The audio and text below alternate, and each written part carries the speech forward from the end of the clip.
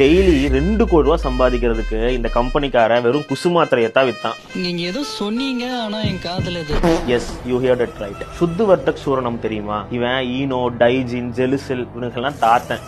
இன்னும் முழிக்கிறீங்க. ஹாஜ்மோலான்னு சொன்னா தெரியுதா?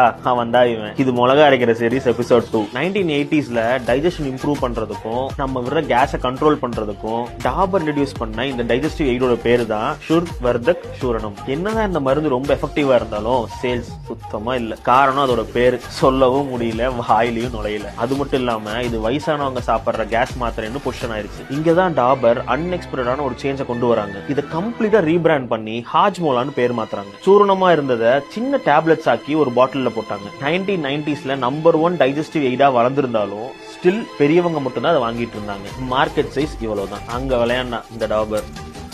ஹாஜ்மோலாவை புளிப்பு இனிப்பும் கலந்த மிட்டாய் மாதிரி 1 ரூபி பாக்கெட்ல போட்டு விற்க ஆரம்பிச்சான். 6ல இருந்து 60 வரை இதை சாப்பிட ஆரம்பிச்சாங்க. இப்ப சேல்ஸ் செமையா பூஸ்ட் ஆச்சு. டெய்லி சாப்பிட்டா